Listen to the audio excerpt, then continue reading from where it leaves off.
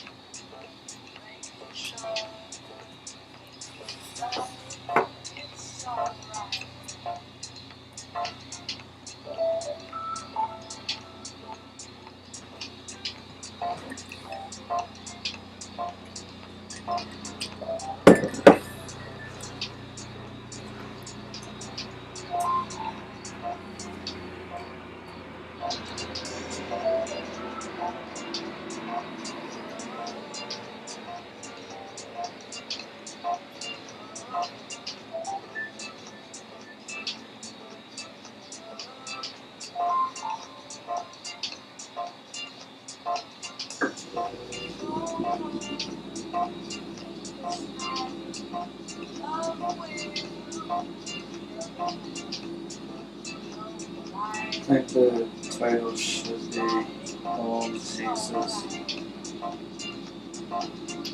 reintroducing, sort of like rebranding Jesus, I guess. Okay, so clearly we know a lot about Muhammad now the last couple of days, given what has been circulating around the Middle East as propaganda created by some lunatics out here in the US. I don't know who's wrong, who's right. It's such a crazy idea that you believe in something that you would be so offended, but you're offended that other people don't believe in what you believe in. And it really doesn't matter what religion you have. If you think about the conflict that was going on in Sri Lanka, I'm sure that it would definitely break the stereotype that Buddhists are peaceful people. I mean, I'm sure the same issue would be in Thailand, where the majority of the people are Buddhist, but they're also oppressing a Muslim minority. So I don't think that oppression is not necessarily a Muslim thing or Christian thing or Hindu thing or Sikh thing. I think it really is a Sikh thing, not the Sikh as in their religion, but sort of since it's a Sikh thing to do and we've been doing it for a while, let's call it a Sikh thing to do. Sorry guys, wrong. You know, the word just made a lot more sense. And that's the lunacy of religion, that we would be so brainwashed into being up in arms to harm someone else. And regardless what you believe in, I mean, you know those Shiva Sena lunatics, they go out and protest Valentine's Day and all kinds of nonsense like that. Well, you know what?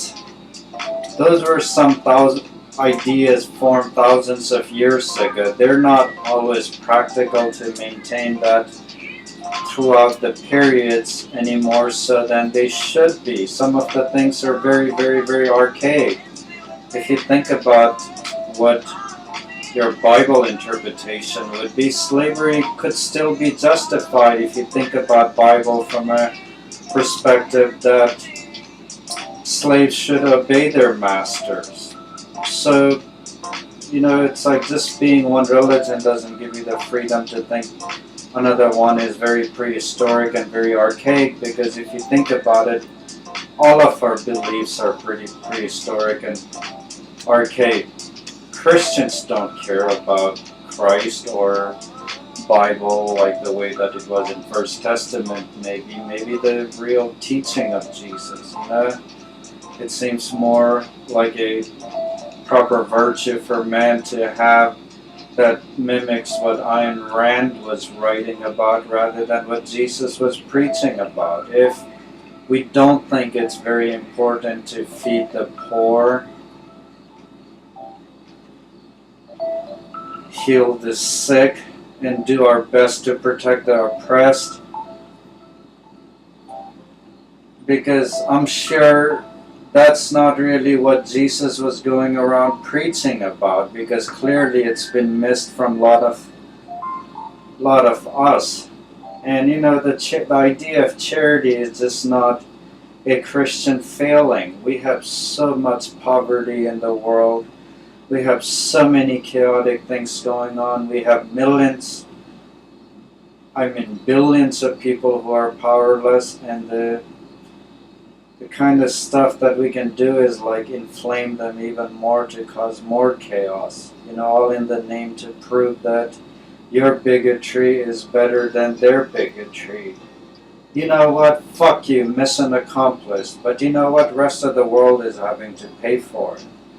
So if you want to represent Christ, if you want to talk about Christian virtue, think about what Christ would really do and say, rather than what you are hearing from your preachers, from your spiritual advisors, from TV. Pat Robertson, he owns race horses.